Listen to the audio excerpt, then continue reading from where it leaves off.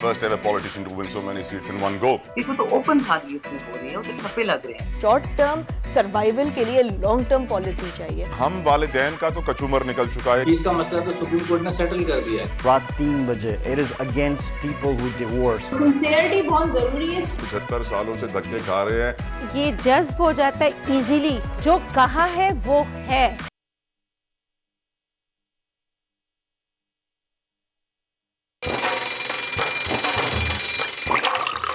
आजकल जिंदगी ही सुबह आउट ऑफ कंट्रोल है, दुनिया बोल है, तेरी दुनिया बोल है।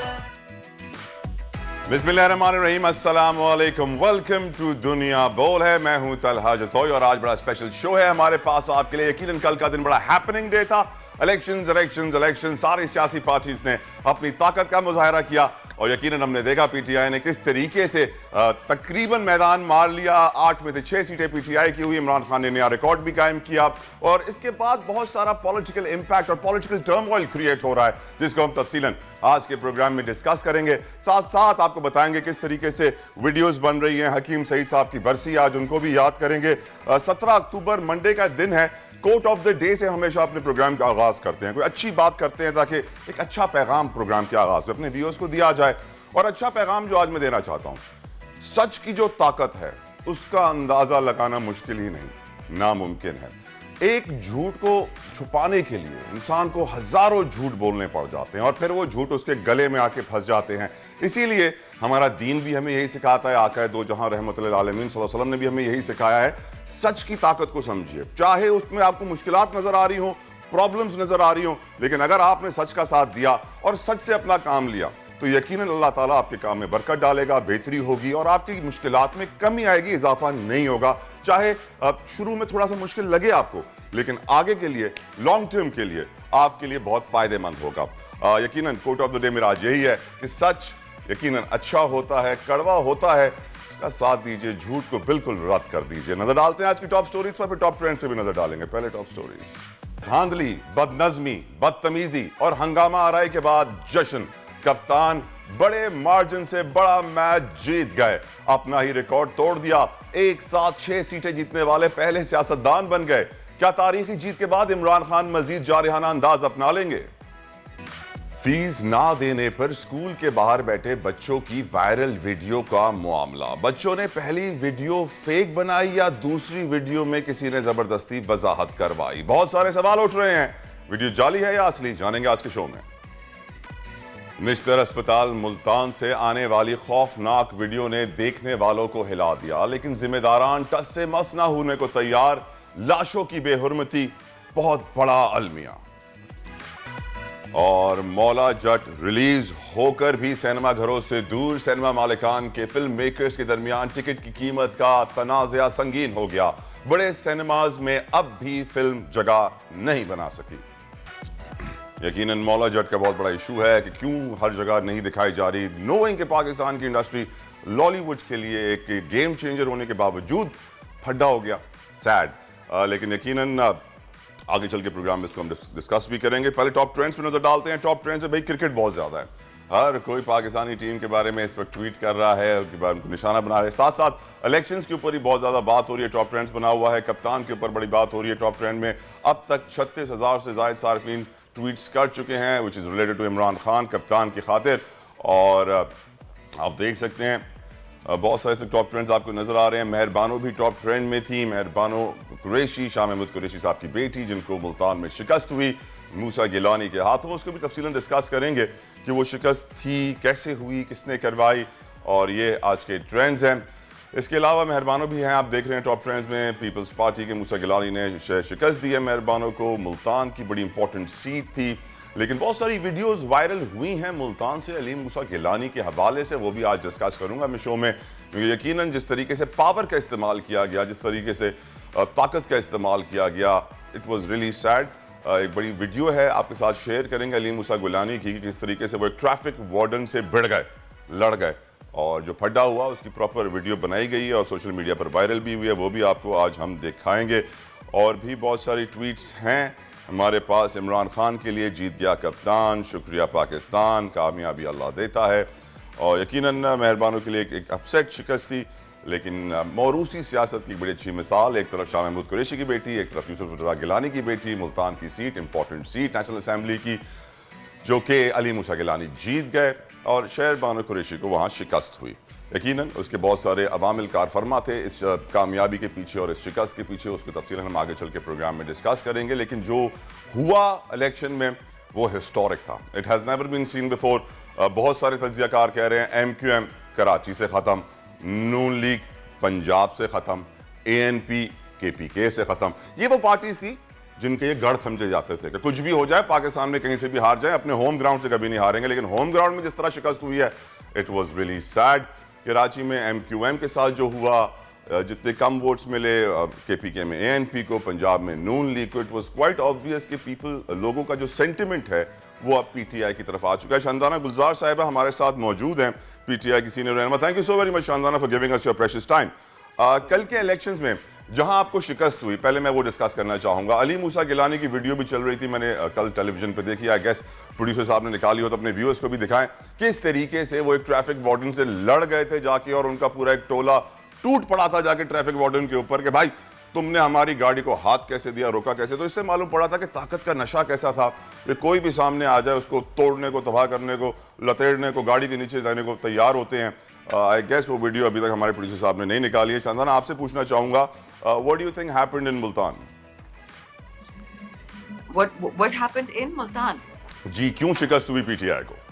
देखिए जी, बहुत सारी चीजें थी। एक तो मैं हर चीज में धांधली का रोना नहीं रोना चाहती। कराची मलीर में वो काफी ऑब्वियस है, सुबह से बहुत सारी वीडियोस निकली हैं, और जो मलीर का हमें हारा हुआ हल्का है उस पे हम रिकाउंट पे भी जाएंगे, और उस पे जितनी ओपन धांधली हुई आपने देखा है कि पुलिस ने भी बैठ के ठप्पे मारे हैं, वर्कर्स भी अंदर चले गए थे। मुल्तान में दो चीजें हुई हैं। एक तो ये है कि वहाँ पे जो जिस तरह आपने उस वीडियो की बात की, इसमें कोई शक नहीं है कि ECP उनका अमला पीपल्स पार्टी के साथ, PDM के साथ बहुत अरसे से मिला हुआ है। लेकिन यहाँ पे एक और इशू भी था। अगर आपको याद है कि जब मेहरबानो कुरैशी साहिबा को टिकट दिया गया, इसमें कोई शक नहीं है कि वो हमारी सबसे काबिल वर्कर्स में से हैं। वो खातून है, वो पढ़ी लिखी हैं। लेकिन मुल्तान अभी एक ट्रेडिशनल इलाका है, वहाँ पे एक, क्योंकि दोनों डायनेस्टी से थे, वो भी मौरूसी सियासत से हैं, गिलानी साहब, मेहरबानो कुरैशी साहिबा भी उससे हैं। सो डायनेस्टी का मेन इशू नहीं था। इशू ये था एक तो मर्द और औरत का, दूसरा धांधली का, तीसरा इशू ये भी था कि PTI का वर्कर, उन्होंने ऑब्जेक्शन की थी। और हम अभी, हमारे पास कोई पोस्ट इलेक्शन एनालिसिस नहीं है, तो मैं कोई ऐसी बात नहीं करना चाहती जो अनफेयर होगी, क्योंकि हमने PTI की एनालिसिस करनी है, पीपल्स पार्टी की तो नहीं करनी कि आइंदा कैसे बेहतर होना है। यही इसी इलाके से कुछ महीने पहले मेहरबानो बीबी के भाई जैन साहब जीते थे, कि अगर आपको याद है पंजाब में इलेक्शन आई थी, इलेक्शन हुआ था, उसके बाद हमजा शहबाज बैठा हुआ था। लेकिन कुछ लोगों का, मैं तो ट्विटर फीड पे देख रही हूँ, पार्टी की हतमी राय नहीं है, सिर्फ जो मैं ट्विटर पे देख रही हूँ, कि कुछ लोग चाहते थे कि वहां से किसी और को टिकट मिली जाए। बेशक Meharbano Bibi might be the best candidate, लेकिन ऑप्टिक्स के लिए लोग उस पर खुश नहीं थे कि अगर शाह साहब भी हैं, उनके बेटे भी हैं, उनके नेफ्यू भी हैं, तो चौथी सीट शायद किसी और को जानी चाहिए थी। तो एक ये भी सेंटिमेंट था, क्योंकि कल जो मैं देख रही थी टर्नआउट, वोटर टर्नआउट, अब KPK में मैं कल थी NA31 में, और जो हमने PDM का, तो ऑब्वियसली वो गढ़ नहीं है, वो ना पीपल का गढ़ है या नून का, वो ANP का हो सकता है या JUIF का हो सकता है, जमात इस्लामी का। लेकिन जो उनका record low voter turnout even by election के हिसाब से बहुत कम था, और वो सिर्फ इसलिए कि लोग इस वक्त टूट चुके हैं। खासकर जो स्वात में 4-5 दिन पहले हमारे बच्चों पर फायरिंग हुई है, आर्मी पब्लिक स्कूल की बात इस मुल्क ने कसम खाई थी नेवर अगेन, और वो never again with in 8 years repeat हो गया। दूसरी ये है कि लोग अगर बिलोर साहब को वोट देते, हाजी बिलोर साहब ने बहुत उस इलाके में काम किए लोगों के लिए, इसमें कोई शक नहीं, जब उनकी हुकूमतें थी, नौकरियां दी हैं, लेकिन वो बादशाह खान की पार्टी है, वो ओरिजिनल सुर्खों की पार्टी है, ओरिजिनल मार्क्सिस्ट की पार्टी थी, और वो ये नहीं एक्सेप्ट कर सकते थे कि वो आसिफ अली ज़रदारी या फजलुर रहमान या शहबाज शरीफ के थाले लग जाए। सो कल डायनामिक्स जो थी इलेक्शन में, ये एक पाकिस्तान का मिनी पोर्ट्रेट समझ सकते हैं कि अवाम क्या कह रही है अपनी पॉलिटिकल पार्टीज से। अच्छा, ये बताएं शानदाना कि खान साहब 6 सीटें जीत गए, रिकॉर्ड भी कायम कर दिया, first ever politician to win so many seats in one go. जी, पिछली बार भी इलेक्शन में उन्होंने कहा था प्राइम मिनिस्टर कराची से, और कराची की सीट वो जीते थे। और उन्होंने सरेंडर कर दी थी। इस दफा कराची की सीट रखेंगे या सरेंडर कर देंगे? कौन सी सीट रखेंगे, कुछ मालूम है आपको? इस वक्त तो ऐसा कोई प्लान नहीं है। देखिएगा, मेन इशू इस वक्त ये है कि हमने मुल्क के लिए क्या करना है। ये बाई इलेक्शन बिल्कुल फजूल था, ये पैसे ज़ाया करने वाली बात थी। उधर फ्लड्स हो रहे हैं और ईसीपी को और पीडीएम को जोर पड़ी वो थी। तो आप भी इल्जाम लगा रहे हैं, आपने पैसे ज़ाया करवाए, एक ही बंदे को इतनी सारी सीट्स पे खड़ा करके आपकी वजह से पैसे ज़ाया हुए हैं। Not at all. अगर आपको याद है, हमने ईसीपी के पास जाके हमने पहले हाई कोर्ट में एक केस किया, हमने हाई कोर्ट में दूसरा केस किया कि 123 रेजिग्नेशंस एक्सेप्ट हुई हैं, या जनरल इलेक्शन करवा दे जो हमारी डिमांड है कंसिस्टेंट, और या 123 पे इलेक्शन करवा दे इन वन गो। जो प्राइम मिनिस्टर शहबाज शरीफ की और राना सना और इन बाकियों की जो इनके काबिल फाजिल मिनिस्ट्रान है, उनकी जो लीक ऑडियो है उसमें बार बार यही कह रहे हैं और काफी गंदे अल्फाज प्राइम मिनिस्टर ने भी इस्तेमाल किए कि इन 11 को बहुत सारी गर्मी लग रही है तो इनको जरा आप मतलब पानी डालें, ठंडा करें इनको। तो ये इनकी सीट बेसिस की सिलेक्शन थी और ये लंदन से माशाल्लाह अप्रूव होके आई थी। और जो कराची में मजीद का है, जो कैप्टन जमील वाली जो इलाका आपने बात की, उस पर हम एग्जैक्टली अभी जाके उस पर केस भी करेंगे। Not that ECP is going to listen, high court supreme court में जाएगा, क्योंकि तो ओपन धांधली उसमें हो रही है, वो तो ठप्पे लग रहे हैं। सो जी, सारी सीटों पे खान साहब की है। जो आपने एक बताया मुल्तान की सीट के अलावा ये सब खान साहब की हैं। एंड आई थिंक अवाम, ये देखिए पाकिस्तान में एक डायनामिक चलता था कि ये फलाने की सीट है, फलाने की सीट है। अब ऐसा नहीं है, अब ये अवाम की सीटें हैं, जो अवाम चाहेगी वो आए। तो ये कल यही एक प्रूफ था सारी दुनिया के लिए। राइट शंदाना, यकीनन और ये सवाल ये पूछना चाहूँगा कि क्या इस इलेक्शन के रिजल्ट के बाद हम देख रहे हैं फ्यूचर में 2/3 मेजॉरिटी? क्योंकि अगर 2/3 मेजॉरिटी नहीं है तो हम अपने टारगेट्स अचीव नहीं कर पाएंगे। आबिद अली अराई साहब हमारे साथ मौजूद है। अराई साहब, ये बताइए कि आप इस इलेक्शन के रिजल्ट के बाद नेशनल असेंबली में क्या हमारी PTI की जो सीट पोजीशन है, क्या हम वोट ऑफ नो कॉन्फिडेंस ला सकते हैं? क्या शहबाज हुकूमत को खतरा लाहक हो गया है इस विक्ट्री के बाद PTI की? आबिद अली अराई। देखें जी, इसमें एक चीज तो वाज़ेह है कि खान साहब पहले से ये कह चुके हैं कि हम असेंबलियों में वापस नहीं जाएंगे। लेकिन अगर पाकिस्तान तहरीक इंसाफ यहाँ असेंबलियों में जाने का फैसला करती है, या जिस तरह सुप्रीम कोर्ट नैब तरमीमी जो इन्होंने तरमीमें की हैं उस केस के हवाले से सुप्रीम कोर्ट भी ये कह रही है तो कि पाकिस्तान तहरीक इंसाफ को अपना मुकदमा जो है वो असेंबली में लड़ना चाहिए। तो इस हवाले से अगर तहरीक इंसाफ जाने का दोबारा फैसला करती है तो अब तहरीक इंसाफ के पास उतनी ही सीटें होंगी जो पहले असेंबली में उनके पास थी। तो मेजॉरिटी तो इनके पास हो सकती है। अगर किसी और एक आदि जिस तरह MQM वाले अभी वो कोalition गवर्नमेंट बनेगी। जी, वो कोalition गवर्नमेंट बनेगी। और सिचुएशन ये है कि इस वक्त जो 6 हल्कों में इमरान खान साहब ने कामयाबी हासिल की है, तो ये पाकिस्तानी नई तारीख रकम हो गई है। बिल्कुल हो गई है। राइट आराई साहब, बहुत बहुत शुक्रिया। Shandana, I will bring this question to you. PTI मुल्क के मसाइल उसी वक्त हल कर सकती है जब कंप्लीट मेजॉरिटी के साथ पावर में आए। अगर वही कोएलिशन होगी तो वही ब्लैकमेलिंग होगी, वही वोट ऑफ नो कॉन्फिडेंस होगा, वही धमकियां होंगी, वही टैक्टिक्स होंगे जिस तरह हमने पहले देखे हैं। और फिर खान साहब कहेंगे कि मैं वजीर आजम था लेकिन मेरे पास पावर नहीं थी। तो वो पावरफुल वजीर आजम बनने के लिए वो मेजॉरिटी क्या आप देख रही हैं? क्योंकि अगर यही सिचुएशन रही जो हमने कल इलेक्शन में देखी है तो प्रॉब्लम्स होंगे, कोएलिशन बनानी पड़ेगी। शुक्रिया। देखिए जी, इलेक्शन जब भी होगा इसमें कोई शक नहीं है कि हम एम इसीलिए करेंगे 2/3 मेजॉरिटी के लिए, क्योंकि अगर आपने कवानीन बदलने हैं, अगर आपने लेजिस्लेशन बदलनी है, मैं सिर्फ असेंबली तक की बात कर रही हूँ, तो आपको 2/3 मेजॉरिटी चाहिए। यहाँ तक बात रही जो खान साहब ने स्टेटमेंट दी थी कि मेरे पास इक़्तिदार तो था पर मेरे पास ताकत नहीं थी। ये पाकिस्तान का एक 75 साल पुराना मसला है। देखिए, ये कोई कोइंसिडेंस नहीं है कि दुनिया हमसे बहुत आगे चली गई। वो भी ममालिक जो हमसे बाद में आजाद हुए, साउथ कोरिया देख लें, मलेशिया देख लें, क्योंकि बांग्लादेश देख लें कि दूर ना जाएं। सॉरी, बांग्लादेश देख लें, दूर ना जाएं। एब्सोल्युटली। और बांग्लादेश के साथ तो जो जुल्म हुआ था हिंदुस्तान की वजह से, उसमें तो कोई भी शक नहीं है। बल्कि आपने शायद कल देखा भी हो, अमेरिकन कांग्रेस में उल्टा हम पे ही एक रेजोल्यूशन उनके इंडियन हिंदू रिलीजन के एक हैं कांग्रेस में उन्होंने डाल दिया कि जी जेनोसाइड था बांग्लादेश में हिंदुओं का। पता नहीं है इनको कैसे कैसे आइडियाज आते हैं। लेकिन ये खान साहब की बात बार बार प्रूव होती है। ये 3 बातें हो गई। एक 2/3 मेजॉरिटी चाहिए, दूसरा कि इक़्तिदार था बट ताकत नहीं थी मेरे पास, इख्तियार नहीं था, और तीसरा कि आप जितना इस फॉरेन ऑफिस के थ्रू दुनिया के थल्ले लगेंगे, ये कौम मजीद नीचे जाएगी। और खान साहब की ये बात अब सारी अवाम को समझ आ गई। दुनिया के थल्ले शानदाना, दुनिया के थल्ले या अमेरिका के थल्ले? एक ही बात है, एक ही बात है। ओके, देखिए आप कभी नहीं देखेंगे कि कभी मैंने 100 टीवी शोज में कहा है कि कोई अमेरिकन कांग्रेस वुमन या कांग्रेसमैन या सेनेटर किसी भी दूसरे मुल्क से पैसे लेके अपने मुल्क को बेचते। इस मुल्क में ये होता है। आप हमारे सेनेट के इलेक्शन का पता है, हजारों सालों से यही रीत चलती आ रही, लोग भेड़ बकरियों की तरह बिकते हैं।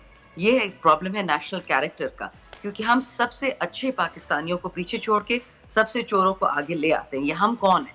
हम वो लोग हैं, ये वो ताकतें हैं जो पाकिस्तान को नीचे रखना चाह रही हैं। अपनी मईशत ठीक करनी है, पाकिस्तान ठीक करना है, उसके लिए एक और किस्म की ताकत चाहिए, वो है अवाम की ताकत। लेजिस्लेशन, कानून साजी, ओवरसाइट हम असेंबली में करते हैं, लेकिन जो हम सड़कों पे इस वक्त कर रहे हैं, जो किसी को समझ नहीं आ रही है, ऑनरेबल कोर्ट्स को भी ये नहीं समझ आ रही है, जो बार बार कहते हैं असेंबली में जाके बैठे हैं। असेंबली में हम तब जाएंगे जब हमें उम्मीद होगी कि हम पाकिस्तान के साथ इंसाफ कर सकते हैं। जिन लोगों ने हमें वोट दिया है, हम उनके अरमानों को पूरा करें, ना कि हम NRO 1, NRO 2, NRO 3 दें, नैब को तबाह करें।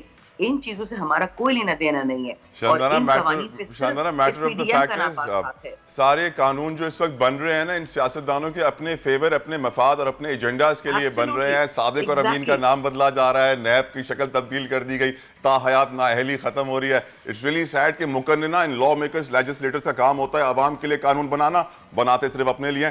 शानदाना, इंटरनेशनल इमेज की बात हो रही थी, फॉरेन पॉलिसीज की बात हो रही थी कि हम किस तरीके से अमेरिका के थल्ले लगे हुए हैं।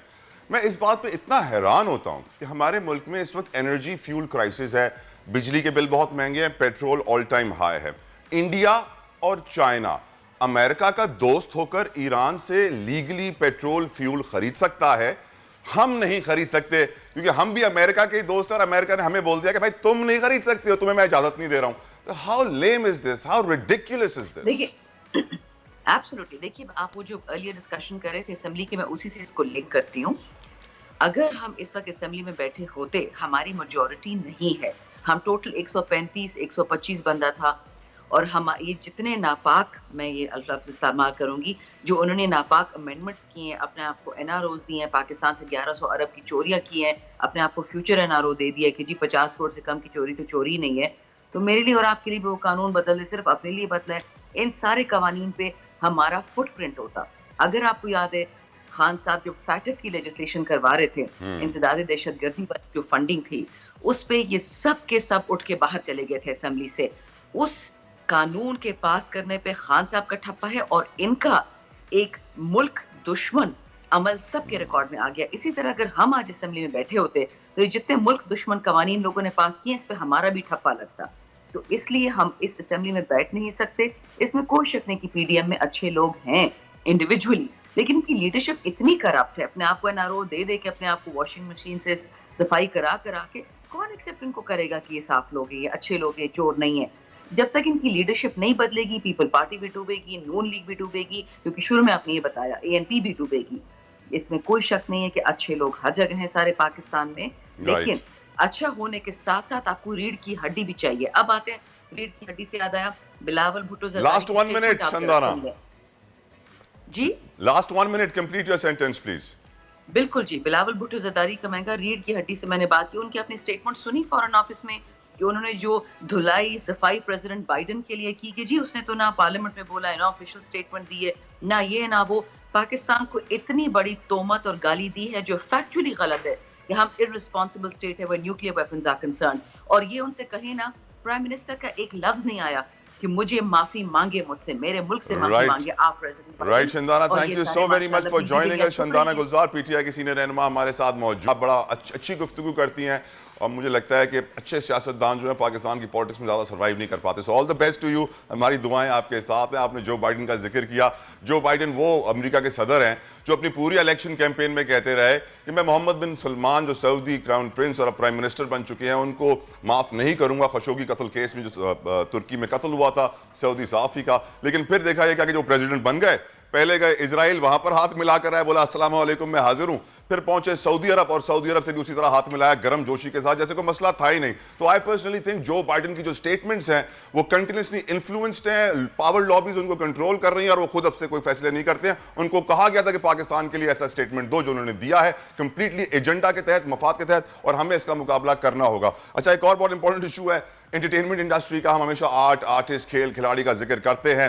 मौला जट, मौला ना मारे तो मौला नहीं मरता, ये डायलॉग तो सबको याद है, लेकिन आजकल मौले को जो है ना सिनेमा मालिकान मार रहे हैं।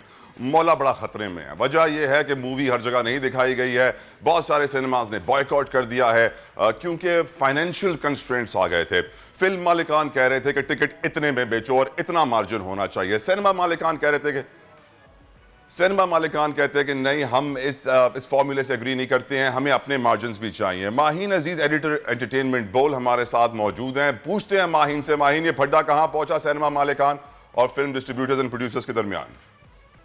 अच्छा, फड्डा तो एक्चुअली क्योंकि एज अ नेशन मुझे लगता है सैडली कहना पड़ रहा है कि फितरत में हो गया है कुछ ऐसा कि हमें हर चीज़ में प्रॉब्लम्स हो जाते हैं या क्रिएट करने होते हैं।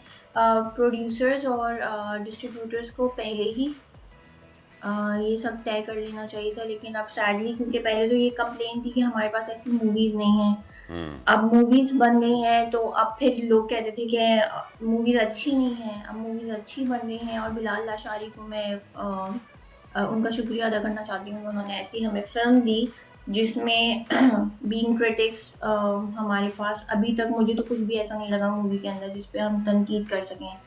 इतनी अच्छी फिल्म देने के बावजूद अब मसला ये आ गया है कि कुछ सिनेमाज हैं जो कह रहे हैं कि हम ये फिल्म नहीं लगाएंगे। कोई जेलसी का आंसर तो नहीं, ऐसा नहीं है दूसरे प्रोड्यूसर्स जेलस हुए, उन्होंने बोला कि यार किस तरीके से जो ना रास्ते में रुकावटें खड़ी करें? लॉबीज हैं माहीन, बड़ी स्ट्रॉन्ग लॉबीज हैं हमारी। लॉबिंग तो तला, आई वुड एग्री कि लॉबिंग तो हमारे यहाँ आर्ट में, क्योंकि इसमें हुकूमत जो है सबसे मतलब लीस्ट बॉदर होती है कि आर्ट में क्या हो रहा है। चाहे आप आर्ट गैलरीज की बात कर लें या वैसे भी बात कर लें आप, तो इस वाली कैटेगरी को ज़रा कम ही इम्पोर्टेंस दी जाती है, बल्कि ना ही होने के बराबर। तो इसमें कुछ भी हो रहा हो तो नो वन केयर्स। तो डिस्ट्रीब्यूटर्स का भी ये मसला रहा है, प्रोड्यूसर्स का भी, एक टेबल पे बैठ के बात कभी होती नहीं है। अभी 21 अक्टूबर को ब्लैक एडम रिलीज हो जाएगी, उसके बाद मौला जट का बिजनेस क्या होता है मुझे तो माहीन, कोई नेगोशिएशंस हो रहे हैं, कोई मुज़ाकरात हो रहे हैं, या डेडलॉक है, they don't want to see each others face? I think there is a deadlock. अगर मुज़ाकरात हो रहे होते तो कुछ रास्ता खुलता, लेकिन अभी जितने भी रिव्यूज़ आए हैं वो फिल्म के लोगों ने जाके एक ही सिनेमा में जाके देखे हैं, और लोगों की कंप्लेंट्स हैं, जितने भी फैंस हैं और जो लोग इस फिल्म का बहुत बेसब्री से इंतज़ार कर रहे थे वो बहुत डिसअपॉइंटेड हैं कि भाई ये पूरे पाकिस्तान में एक तरीके से वार्मली वेलकम होनी चाहिए थी, लेकिन माहीन कुछ डिटेल्स हैं आपके पास, कितने पैसों पे फड्डा हो रहा है? मेरे पास ये इन्फॉर्मेशन थी कि फिल्म डिस्ट्रीब्यूटर्स ये कह रहे थे कि 1000 का टिकट 1200 का बेचो, वो सिनेमा वाले कह रहे थे कि नहीं, हम 1000 का टिकट 1200 में नहीं बेचेंगे, 1000 में बेचेंगे और हमारा शेयर भी होगा। 900 से ऐसा कुछ था कि 900 रुपए का टिकट जो है वो कह रहे हैं 1200 में बेचें, क्योंकि मेरे ख्याल से वो ये चाह रहे हैं कि जो कोविड में जो उनको लॉस हुआ है वो इस तरह से कवर करें, जो कि मुझे नहीं लगता कि कोई अक्लमंदी की बात है इस वक्त। बहुत बहुत शुक्रिया माहीन हमारे साथ मौजूद थी। कि अगर कोई अक्लमंदी की बात नहीं थी, इतनी बड़ी फिल्म रिलीज हो रही थी तो ऑफ कोर्स सारे स्टेक होल्डर्स को साथ लेकर एक प्लेटफॉर्म पे लाके एग्री करवा के उसको लॉन्च करवाना चाहिए था। पाकिस्तान की तारीख की सबसे महंगी फिल्म, सबसे बड़ी फिल्म रिलीज होती तनाज़ात का शिकार हो गई और बहुत सारे सिनेमा मालिकान ने जिस तरीके से उसका बॉयकॉट किया, इट वाज रियली सैड। जो स्क्रीन लवर्स हैं, मूवी लवर्स हैं, सब मुतासिर हुए हैं, इंडस्ट्री मुतासिर हुई है। काश के ऐसा ना होता। ये हम हमेशा पाकिस्तान के लिए कहते रहते हैं जब भी मसले खड़े हो जाते हैं, लेकिन हमेशा होता वैसा ही है जो पाकिस्तान के लिए नुकसानदेह हो। एक ब्रेक, प्रोग्राम जारी रहेगा, हमारे साथ रहिए। आजकल जिंदगी ही सुबह आउट ऑफ कंट्रोल है, दुनिया बोल है, तेरी दुनिया बोल है। वेलकम बैक टू दुनिया बोल है। और अब मैं बहुत इंपॉर्टेंट इशू डिस्कस करने जा रहा हूं जो निकला था मुल्तान के निश्तर अस्पताल से, जहां पर छत से 50 के करीब लाशें मिली, जिसके बाद बहुत शोर मचा, सोशल मीडिया पर आवाज़ उठाई गई, सारे ह्यूमन राइट्स एक्टिविस्ट आ गए, 3 इंक्वायरी कमेटीज बन गई, बड़ी इंक्वायरियां हुई, होना लग नहीं रहा है कुछ होगा, क्योंकि यहाँ का सिस्टम ही कुछ ऐसा है। हॉस्पिटल कहता है कि भाई लाशें पुलिस वाले हमें देकर चले जाते हैं, हम मजबूर होते हैं। नीचे से हमें लोग ये बताते हैं कि इन लाशों के ऑर्गन्स भी बेचे जाते हैं, इनकी हड्डियाँ भी बेची जाती हैं, मेडिकल स्टूडेंट्स को रिसर्च के लिए दिए जाती हैं इनकी बॉडी के पार्ट्स। यकीनन इट्स वेरी सैड कि हमारे यहाँ इंसान के लिए शायद अब इस मुल्क में ज़िंदा रहना इतना मुश्किल नहीं रहा जितना मरना मुश्किल हो चुका है। क्योंकि अगर मरने के बाद आपको किसी ने पहचाना नहीं, कोई किसी हादसे में आपका इंतकाल हो गया, तो फिर किसी अस्पताल की छत पर लाश को फेंक दिया जाएगा और फिर उसके आज़ा बेचे जाएंगे, हड्डियां मेडिकल स्टूडेंट्स को दी जाएंगी और जो इदारे के आला हुक्काम होंगे वो कहेंगे नहीं कोई बड़ी बात ही नहीं है, हम तो ऐसे होता रहता है, ये तो रेगुलर रूटीन है। छत पर वो गए कैसे? और छत पर भी एक अल्लाह का बड़ा प्यारा इंसान था जो चला गया, जिसकी वजह से हालात बेहतर हुए। अगर वो नहीं जाते तो शायद किसी को मालूम भी ना पड़ता कि क्या हुआ था। वजीर आला पंजाब साहब के मुशीर हैं हमारे साथ गुज्जर साहब, जिनकी बदौलत ये तारिक गुज्जर साहब, जिनकी बदौलत ये केस हाईलाइट हुआ, इनकी फुर्तियों की वजह से। वरना शायद ऐसी हजारों लाशें धूप में गल सड़ गईं, किसी को कानो कान खबर ना हुई, और जो इंसान नुमा जानवर उस अस्पताल में काम कर रहे थे, जिन्हें मसीहा नहीं कसाई कहूंगा, उनको परवाह भी नहीं रही। गुज्जर साहब, वेरी सैड, बड़े अफसोस की सूरत हाल है। गुज्जर साहब, आपको लगता है कि इस इशू को उठाने के बाद आपने इस इशू को उठाया, हम आपको सलाम पेश करते हैं, शुक्रिया अदा करते हैं, क्या कोई सिस्टम में तब्दीली आएगी या फिर थोड़ी देर शोर होगा और फिर वही काम दोबारा शुरू हो जाएगा? बिस्मिल्लाहिर्रहमानिर्रहीम। सबसे पहले मैं आप लोगों का शुक्रिया अदा करता हूं कि आपने इस बात को हाईलाइट किया। तो मैं अपने कायद चौधरी परवेज़ इलाही साहब का शुक्रिया अदा करता हूं जिन्होंने मुझे चुन के एक मुशीर का ओहदा दिया, और अल्लाह पाक ने मुझसे वो काम लिया जो आज तक किसी ने नहीं किया। मुझे सबसे पहली बात ये कि चौधरी साहब ने कहा कि जनूबी पंजाब में लोग सैलाब की वजह से बहुत बीमार हैं, तबीयत ख़राब है, उनकी हॉस्पिटलों में कोई सुन नहीं रहा। आप कोशिश करें एक एक चीज़ रिपोर्ट मुझे भिजवाएं। तो मैंने DG खां इधर उधर सब के दौरे किए और फिर मैं निश्तर हॉस्पिटल आया हूँ। तो मैंने 3-4 वार्डों का विज़िट करके तो मुझे एक शख्स ने बताया कि ऊपर ऐसे ऐसे लाशें फेंकी जाती हैं, तो आप ऊपर आएँ। मैंने कहा कि कौन सी जगह? उन्होंने बताया कि ये सर्द खाने के साथ है। मैं गया सर्द खाने के पास, तो वहाँ मैंने कहा तालिक फले जी, मैंने विज़िट करना, देखना कि आप लावारसी लाशें कैसे रखते हैं यहाँ। तो पहले कहने लगे जी ये तो हम नहीं खोल सकते जब तक VC साहब नहीं कहते। तो मैंने कहा भाई मैंने ये विज़िट करना है, मुझे आप दिखाएं।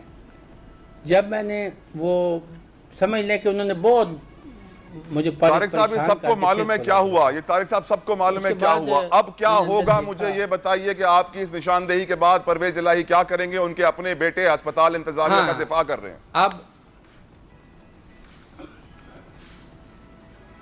नहीं, बिल्कुल नहीं, चौधरी मोहन इलाही साहब बिल्कुल दिफा नहीं कर रहे हैं। चौधरी साहब ने बल्कि ये कहा है कि जो लोग जिम्मेदार हैं उनके खिलाफ कार्रवाई की जाए। मैं जुमे रात को चौधरी मोहन इलाही साहब को भी मिला था और चौधरी परवेज़ इलाही साहब को भी, और उन्होंने उसी टाइम शहजाद खुरम डॉक्टर साहब हैं उनको बुला के कहा कि फौरी इसका एक्शन लें और तमाम लोगों को ये कह दें पंजाब में कि कोई भी लावारिस मैयत आती है उसको आपने जमा करने के बाद फौरी जो कार्रवाई बनती वो करके तो उसको आपने दफनाना है। गुज्जर साहब कोई एक्शन तो नहीं हुआ ना? ये तो वही जबानी कलामी थोड़ी सी झड़प पिला दी है, काम वैसे ही चलता रहेगा। इस काम को बंद कैसे करेंगे? ये तो एक अस्पताल था, बाकी अस्पताल कौन चेक करेगा? सर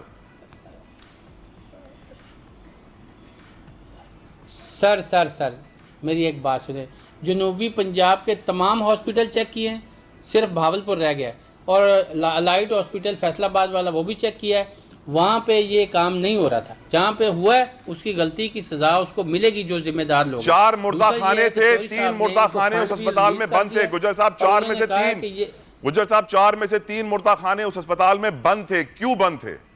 सर नहीं सर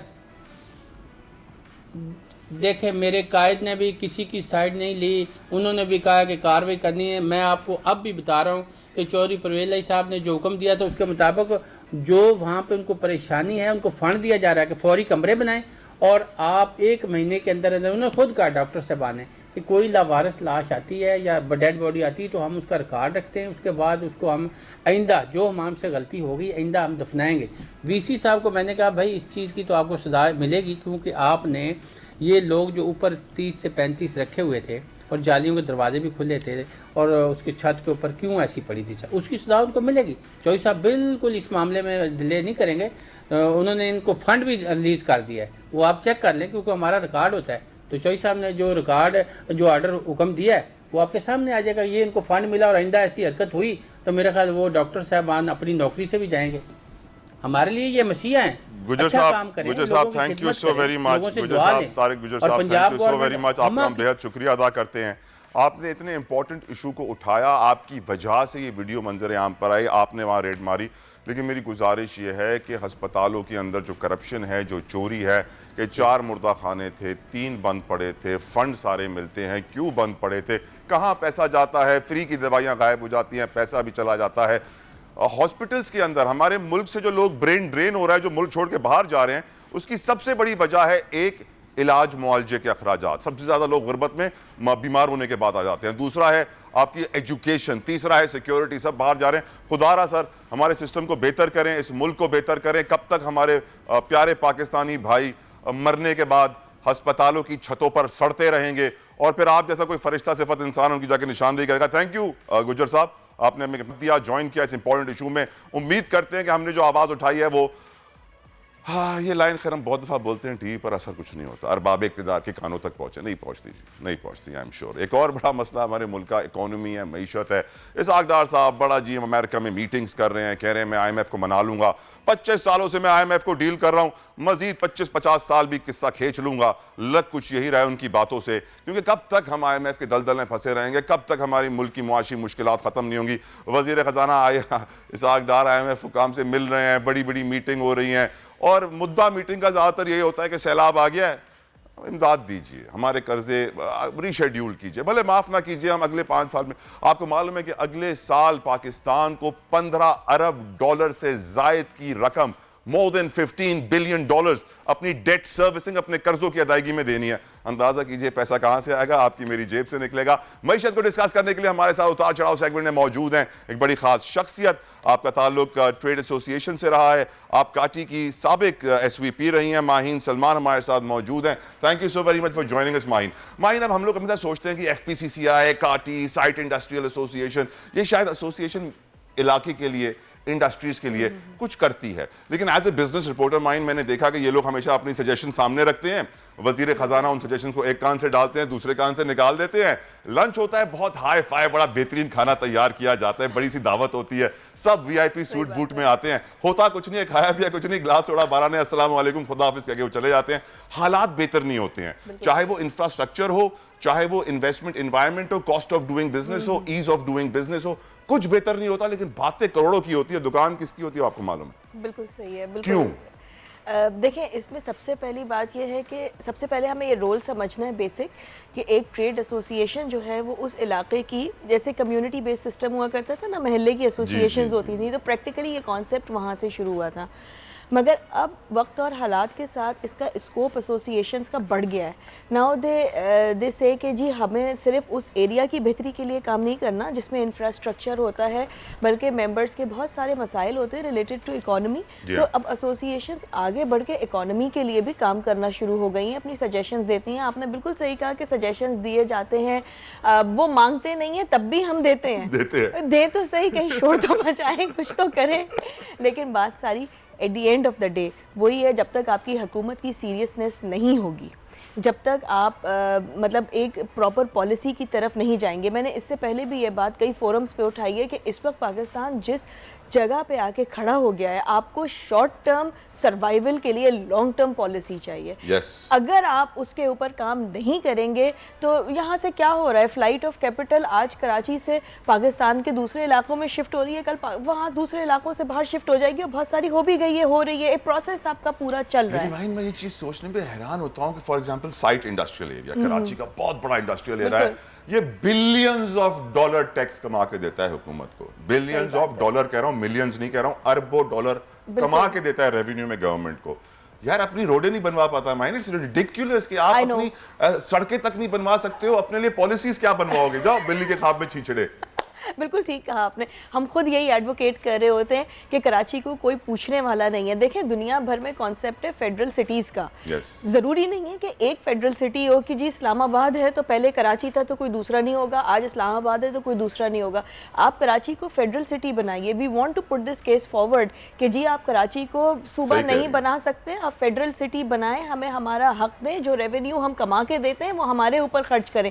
बजट्स आते हैं, कराची के लिए कितना बजट रखा जाता है, फिर आप बात करते हैं कि साइट एरिया सड़कें बना लेगा या काइटी सड़कें बना लेगा, कहाँ से बनाएगा? हम हमारे ऊपर तो बल्कि ये कहा जाता है कि जी CSR करें। कोई मुझे अक्ल की बात बताए, टैक्स हम दें, ज़कात हम दें, खैरात हम दें, फिर CSR का भी पब्लिक प्राइवेट वो भी करते हैं। ऐसा नहीं है कि उससे हम मुड़ते हैं, हम वो भी करते हैं। मतलब कराची जाके इंटीरियर के अंदर पूरा फ्लड रिलीफ का काम करके आया, फिर भी कराची के ऊपर वो जो है आपने उन लोगों का लोड डाल दिया। कराची का एग्जाम्पल कैसे, एक मिसाल देता हूँ कि घर में 4 बेटे हैं, सबसे बड़ा जो कमाऊ पूत है ना वो है कराची, जो पैसे कमा के देता है। बिल्कुल सही और वो बात है। इतने पैसे कमा के देता है, लेकिन फिर भी जो उसके माँ बाप है ना उसको चमाटे मार रहे होते हैं, उसे गालियां दे रहे होते हैं कि मजीद पैसे लाओ, मजीद पैसे लाओ, मजीद पैसे लाओ। और जो 3 निकम्मे बच्चे हैं जो कोई इतना काम नहीं कर रहे, कोई इतना कमा के नहीं दे रहे हैं, वो कमाओ पूछ के पैसे लेकर उन बच्चों को देने हैं और उस बेचारे का हक मारना है जो कमा के दे रहा है। हम तो खुद ये रो रो के चीख चीख के थक गए हैं। बहुत सारी दफ़ा काटी जो है वो एक्स्ट्रा एफर्ट करती है तो हमें कुछ फंड्स मिल जाते हैं जिनसे हम अपनी देखें मेजर आर्टरीज, मेजर रोड्स बना सकते हैं। हम भी गलियों में जाके वो नहीं कर सकते हैं।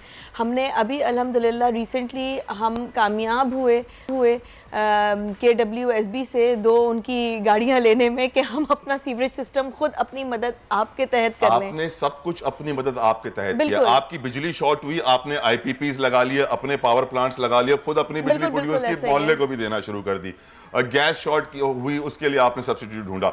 हर चीज जो शॉर्ट हो जाती है हुकूमत की तरफ से आप लोग खुद से सही कर लेते हैं, हुकूमत को सही नहीं कर सकते। हुकूमत को कैसे सही करेंगे? हम तो खुद रो रहे हैं कि हुकूमत सही हो जाए। इतनी बड़ी इंडस्ट्री हो, आप लोग बिलियंस ऑफ डॉलर की इंडस्ट्री हो, हुकूमत को बोल दो कि भाई हम नहीं काम करते इस तरह, हम नहीं टैक्स देते हैं, हम नई इंडस्ट्री चलाते हैं। अगर इस तरह की पॉलिसी, पॉइंट है कि लातों के भूत बातों से नहीं मानेंगे। आप लोग बातें कर रहे हैं पिछले 50 सालों से। कह रहे हैं, मुझे लग रहा है कि हमें उस तरफ ही आना पड़ेगा, क्योंकि हम अब क्या करें इंडस्ट्री? आप ये बताइए, CSR भी कर दिया, पब्लिक प्राइवेट पार्टनरशिप भी कर दी, अपना भी इन्वेस्ट कर दिया, टैक्स भी दे दिया। कितनी इंडस्ट्री बाहर जा चुकी है? बांग्लादेश कितना टेक्सटाइल यूनिट शिफ्ट हो चुका है? आप बहुत अच्छा खासा यहाँ से शिफ्ट हो चुका है, श्रीलंका शिफ्ट हो चुका है, और जो कुछ बची कुछ इंडस्ट्री रह गई है वो इस्लामाबाद की तरफ मूव हो रही है, लाहौर की तरफ मूव हो रही है। अगर आपने कराची को डेड सिटी करना है तो फिर पहले ही बता दें। मतलब why are you making us go through this entire torture? क्या वजह होगी कराची से ऐसी दुश्मनी की माइन? What do you think? क्योंकि मेरी तो समझ में नहीं आती, कमा के भी दे रहे हैं, सारा इंडस्ट्री भी है, ये देखें, ये तो क्यों ऐसी कराची से? सोशियो पॉलिटिकल बिजनेस से हटके फिर सोशियो पॉलिटिकल फैक्टर्स की तरफ बात चली जाती है। So may be I may not be the right person to discuss that. लेकिन आपने इशारा दे दिया, वो अक्लमंद के लिए इशारा काफी है कि सियासी मैदान में सियासी मफादात की खातिर मुल्क की मफादात को दाव पर लगा दिया जाता है, और जो सबसे बड़ा कमाऊ पूत है कराची, उसकी गर्दन ज़िबा कर दी जाती है और उसको उसका हक आता है। अब यहाँ पे हम अपने तरफ से इनिशिएटिव्स लेते हैं। हमने इंक्यूबेशन सेंटर्स स्टार्ट करने का अभी काम हमने शुरू कर दिया है। हम अपनी तरफ से एंगेज करना चाह रहे हैं यूथ को, but the whole problem is कि जब तक गवर्नमेंट आपकी सीरियस नहीं होगी, क्योंकि आप खुद या तो गवर्नमेंट बन जाइए, जी हाँ, या आपको कहीं ना कहीं एक ऐसी बॉडी चाहिए होती है जो कि सर के ऊपर हाथ रखे और वहाँ से चीज़ें लेके चले। एक हद तक प्राइवेट सेक्टर कर सकता है, जो कि कर रहा है, इसमें कोई शक नहीं है। लेकिन ये कि जब एक पॉइंट के बाद आपको गवर्नमेंट सपोर्ट चाहिए, हम इंक्यूबेशन सेंटर्स लगा देंगे, लेकिन इंक्यूबेशन सेंटर से जो रिजल्ट निकलेगा उसको फिर गवर्नमेंट की सपोर्ट चाहिए होगी। अब वो कैसे चाहिए आपको? आप बनाएंगे स्मॉल इंडस्ट्री, आप बात करेंगे माइक्रो एंटरप्राइज की, कॉटेज इंडस्ट्री की। State bank of Pakistan commercial banks को टारगेट देता है। मुझे आप ये बताइए कि उसमें से कितने बैंक्स टारगेट पूरा करते हैं? तस्वीरें सबकी आती हैं, इंडस्ट्री कहीं लगी क्यों नहीं नज़र आती? इसलिए कि वो इंडस्ट्री लगती ही नहीं है, वो ख्वाबों ख्यालों में लग रही होती है। तो अब ये इनिशिएटिव भी हमने अपने ज़िम्मे ले लिया है, मगर उनके लिए आपको फिर अगेन पॉलिसीज़ चेंज चाहिए। आपको लेबर पॉलिसी अलग चाहिए, आपको वो होते हैं ना लेबर डिपार्टमेंट, आपको मालूम है ना किस तरह पहुंचता है, बोलता है कि हाँ भाई टैक्स के पैसे दो, नहीं तो मैं तुम्हारा चालान काट दूंगा। It's very sad mine. उम्मीद करता हूँ कि हमारी जो आवाज़ है वो उन लोगों के कानों तक पहुंची हो जो कराची को उसका हक दिलवा सके, क्योंकि इस वक्त कराची रो रहा है, आवाज़ दे रहा है कि कोई है मुझे मेरा हक देने वाला। खैर, इस मुश्किल हालात में भी लोग जो है ना वो एंजॉय करना चाहते हैं। माइन, thank you so very much for joining us. इन मुश्किल हालात में भी लोगों को एंजॉय करना मालूम है किस तरह करना है। वो क्रिकेट देखेंगे और खूब एंजॉय करेंगे। वर्ल्ड कप इस वक्त चल रहा है, मैचेस जोरों शोर से जा रहे हैं। गुज़िश्ता रोज़ ही बड़ा बेहतरीन हमने मैचेस देखे। श्रीलंका को अपसेट हुई, यूएई को शिकस्त हुई, हॉलैंड सामने। लेकिन पाकिस्तान का वार्म अप मैच होने जा रहा है, मैदान सज चुका है। टीम आज अपना पहला वार्म अप मैच इंग्लैंड के खिलाफ खेलेगी। शायकीन क्रिकेट के लिए बड़ी खुशखबरी ये है कि आज वार्म अप मैच में इंग्लैंड के खिलाफ कौमी fast bowler Shaheen Shah Afridi squad में नजर आएंगे। जैसे शाहीन शाह आए, हारिस रऊफ ने जिस तरह उनका इस्तकबाल किया, वो वीडियो भी इसको काफ़ी वायरल हो रही है और बड़ा शोर मचा हुआ है। अब देखना यह है कि वार्म अप मैच में पाकिस्तानी टीम अपना वर्ल्ड कप के सफर का आगाज कैसे करेगी। यकीनन पहला मैच बहुत इंपॉर्टेंट होता है, वार्म अप मैच बहुत इंपॉर्टेंट होता है, लेकिन हमने देखा यह तारीख में जब पाकिस्तान शुरू के मैचेस हारता है तो फिर आगे के मैचेस जीतता है। तो मैं उम्मीद करता हूं कि पाकिस्तानी टीम जीते, लेकिन वो जो मोटिवेशन है, वो मोराल है, उसको साथ लेके चलें, टीम को 1 यूनिट लेके चलें, एक स्क्वाड लेके चलें, क्योंकि बहुत सारे और भी बड़े बड़े मुकाबले होने वाले हैं। इसी माह पाकिस्तान का मुकाबला इंडिया से भी होने वाला है, 23 अक्टूबर, अ वेरी बिग डे। यकीनन उस दिन जो है मार्केटें बंद होंगी, रोड पे वीराना होगा, क्योंकि हर कोई मैच देख रहा होगा, लेकिन मैच की टाइमिंग्स ऐसी हैं कि ऑफिस भी खुला होता है, जिसकी वजह से मुझे लगता है कि लोगों की एफिशिएंसी, इफेक्टिवनेस और प्रोडक्शन शदीद मुतासर होगी। लेकिन again all the best to our team जो आज इंग्लैंड से टकराएगी, और क्योंकि इंग्लैंड के साथ इतने मैचेस पहले ही खेल ली हैं तो आई डोंट थिंक इतनी प्रॉब्लम होनी चाहिए, क्योंकि यकीनन क्रिकेट अच्छा खेल है और हमारी टीम अच्छी फॉर्म में है। हम एक सीरीज, ट्राई सीरीज जीतते हुए आ रहे हैं। यकीनन वो मोराल, वो मोटिवेशन साथ होगी, लेकिन शाहीन शाह अफरीदी पे सबकी नजरें होंगी, क्योंकि यकीनन अफरीदी नाम ही काफ़ी है, इसके बाद जो है लोग स्क्रीन से जुड़ जाते हैं। लेकिन आज हमने इशू डिस्कस किया, उम्मीद करते हैं कि मुल्क के लीडर्स और हुकाम तक पहुंचेगा। एक ब्रेक लेते हैं, ब्रेक के बाद प्रोग्राम जारी रहेगा, हमारे साथ रहिए। आजकल जिंदगी ही सुबह आउट ऑफ कंट्रोल है, दुनिया बोल है, तेरी दुनिया बोल है। वेलकम बैक टू दुनिया बोल है, और जैसे कि आपने अभी देख लिया है, मास्टर फ्रेम में हमारे साथ स्टूडियो में मौजूद हैं नन अदर देन बिल्किस आपा। बिल्किस आपा, वेलकम टू दुनिया बोल है, thank you for giving us your precious time. अच्छा, अभी ब्रेक में हम बिल्किस आपा से मैं कचहरी कर रहा था, आपको मालूम है मुझे कचहरी का बड़ा शौक है। तो बिल्किस आपा ने बताया कि मैंने बड़ी मेहनत की है, अपनी ज़िंदगी के 15 साल लगा दिए हैं, और अब जाके उन्होंने एक ऐसा काम किया है, ऐसी रेंज प्रोडक्ट्स की लॉन्च की है जिसमें उनका कोई साथी नहीं है, कोई पार्टनर नहीं है। खुद उन्होंने अकेले एक एक प्रोडक्ट की रिसर्च करके एक ऐसी प्रोडक्ट रेंज अब हमारे लिए लेकर आई हैं, आपके लिए लेकर आई हैं, जो कंप्लीटली ऑर्गेनिक है, नेचुरल है। In fact I love the brand name neutralise. Neutralise से आपको मालूम पड़ जाता है कि यार कोई केमिकल नहीं होगा, कोई प्रोसेसेस नहीं होंगे, कोई कंजर्वेटिव्स नहीं होंगे, जिसकी वजह से वो चीज़ें मज़ा नहीं रहता है और उसकी जो न्यूट्रिशनल वैल्यू होती है वो कम हो जाती है। बिल्किस आपा, शुक्रिया, आपने अपना कीमती वक्त हमें दिया। जिंदगी का सफ़र बताइए, क्या किया आपने इन 15 सालों में, कैसे बने इतने सारे प्रोडक्ट्स? ये पार्टनर हैं, डॉक्टर साजिद मेरे साथ होते हैं। हम वो गिलगित के हैं, मैं चित्राल की हूँ, तो हमने जो है ना ये प्रोडक्ट्स बनाई हैं। तो हमने जो हमारे एरिया की बहुत अच्छी चीज़ें होती हैं, प्रीमियम चीज़ें होती हैं, तो सबसे पहले हमारी जो प्रोडक्ट बनी थी वो नेचुरलाइज की फॉरेस्ट हर्बल टी बनी थी। ओके। तो फॉरेस्ट हर्बल टी हम ऑर्गेनिक क्लेम नहीं करते, लेकिन इसमें सारी चीज़ें ऑर्गेनिक है, जो नर्सिंग मदर्स भी यूज़ कर सकते हैं। हाँ, श्योर, क्यों नहीं, आप कर सकते हैं।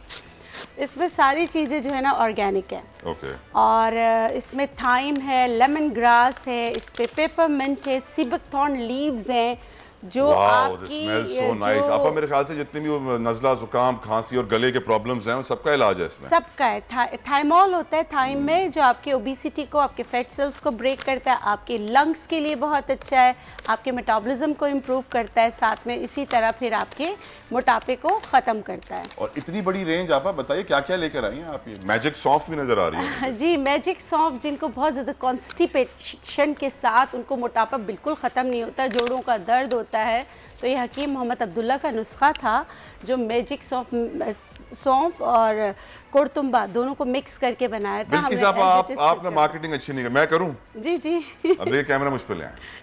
अगर है आपको कब्ज का मसला तो कुछ और ना सोचिए, जल्दी से ले आइए बिल्किस आपा का मैजिक सौंफ, कब्ज खत्म। नहीं, वो असल में मसला ये है ना कि सच्चाई से ये है कि अगर क्रॉनिक कॉन्स्टिपेशन के मरीज़ इसको इस्तेमाल करें उनको फ़ायदा होगा, लेकिन अगर कोई मोटापे के लिए फ़ौरन कहते हैं कि एक चुटकी तो खाना है तो उनको नुकसान हो सकता है। ये मैं प्रोड्यूसर साहब के लिए रख रहा हूँ। जी बिल्कुल, आप उनको रहता है प्रॉब्लम। जी जी बिल्कुल रखिए। रख लिया मैंने। अच्छा, हमारे पास मोटापे के अलावा हमारे पास हेयर, नेल, स्किन के बहुत अच्छे प्रोडक्ट्स हैं। हमारे पास शैम्पू की रेंज है, जैसे हमारे पास बायोटीन शैम्पू है, बायोटीन शैम्पू के साथ बायोटीन स्प्रे है। ये भी ऑर्गेनिक है, नेचुरल है? ऑर्गेनिक नहीं है, नेचुरल है। नेचुरल है। इसके साथ हमारे पास है स्पेशल हेयर ऑयल। अच्छा, अब ये कॉम्बिनेशन है, ये जदीद साइंस का और ये एशियंस, यानी कि जो पुराना तरीक़ा था जिसमें एग ऑयल होता था, जिसमें लीच ऑयल होता था, जिसमें कलौंजी, ये उसी तरीके से बनता है और ये जदीद साइंस है जो। अच्छा, इसमें हमने कोई मिनॉक्सिडिल और इस तरह की चीज़ें, स्टेरॉइड वाली चीज़ें इस्तेमाल नहीं की कि पक्की आपको फ़ायदा हो और बाद में जाके आपको नुकसान हो। और इसका फ़ायदा भी, और आपके बाल अगर बहुत ज़्यादा गिर रहे हैं, किसी वजह से गिर रहे हैं, जैसे मेरे कोविड के बाद बहुत बाल गिरे थे, तो बायोटीन शैम्पू और बायोटीन स्प्रे ने मेरी मदद की थी बालों को सही होने में। आपा, मैंने head and shoulders, Pantene, Sunsilk सबको मैंने मना कर दिया। मैंने कहा मैं उनकी ऐड में नहीं आ सकता, क्योंकि मैं नहीं चाहता कि वो मेरे बालों से फायदा उठा के अपने प्रोडक्ट्स को आम आप करें। ऐसे ही अच्छे लगते हैं। मैं आपके लिए ना ये हेयर फिट की ऐड में आने को तैयार हूं। अगर आपके बाल गिर रहे हैं और आपके बाल कमजोर हैं, तो फिर क्या आप सोच रहे हैं? जल्दी से जाइए, हेयर फिट लेकर आइए और अपने बालों की सारी प्रॉब्लम्स खत्म हो जाएंगी। कीमतें कितनी हैं? प्रोड्यूसर साहब कह रहे हैं बहुत महंगी तो नहीं है? नहीं नहीं, बिल्कुल महंगी नहीं है। आपकी पाकिस्तान की प्रोडक्ट्स है और इंटरनेशनल लेवल की हैं। हमारा जो ये हेयर फिट है, और आज जो है हम जो सर्दियों की जो प्रोडक्ट्स हैं, जैसे हमारे 2 प्रोडक्ट्स हैं विटामिन ई, ये हम आपको जैसे बंडल्स में आपको गिफ्ट के तौर पे देंगे। जैसे अगर आप ये बंडल लेते हैं पूरा, जिनके बाल बहुत ज़्यादा गिर रहे हैं, तो उनके साथ हम विटामिन ई क्रीम जो है वो आपको फ्री ऑफ कॉस्ट देंगे। ठीक है, उसके अलावा इस बंडल में जो है हेयर फिट भी शामिल है, क्योंकि अगर आप मल्टीविटामिन नहीं खाएंगे तो ओबियस बाल गिरेंगे इंटरनली। तो आपको ख्याल करना चाहिए कि वजह क्या है, किस वजह से आपके बाल गिर रहे हैं। कॉजेज़ पे जाएंगे तो आपको फ़ायदा होगा। ठीक है। अच्छा, इसके अलावा हमारे पास जो है पूरी फेशियल की रेंज है। इसके अलावा हमारे पास जो है बिल्कुल इसमें अलग अलग हमारे जो है फेस वॉशेस हैं। उसके अलावा हमारे मैं देख रहा हूँ आपने भी वाइटनिंग नहीं लिखा है, फेयरनेस लिखा है। हाँ जी जी जी, हमने ये थोड़ा सा और फेयरनेस को भी चेंज करेंगे। ग्लो, जाहिर सी बात है, इंटरनेशनली जो चीज़ें आपको मना की जाती हैं तो वो नहीं करना चाहिए। इस फेयरनेस फेस वॉश पे लिखा हुआ है मलबरी एंड लिकोरिस। जी बिल्कुल। मेरा क्वेश्चन है, ये एक्चुअली आपके इलाके की मलबरीज यूज हुई भी हैं इसमें? जी, उनका एक्सट्रैक्ट यूज हुआ हुआ है, बिल्कुल हुआ हुआ है। और आप ये मेक श्योर करती हैं कि वो ऑर्गेनिक्स असली मलबरीज हों जो इसमें प्रोडक्ट में यूज हो रही हैं? नेचुरल है। नेचुरल है। 2 नंबरी नहीं है? नहीं, 2 नंबरी। वो ऐसे नहीं बाहर से पाउडर ले आते हैं, ये मलबरी डल गई 2 चमचे।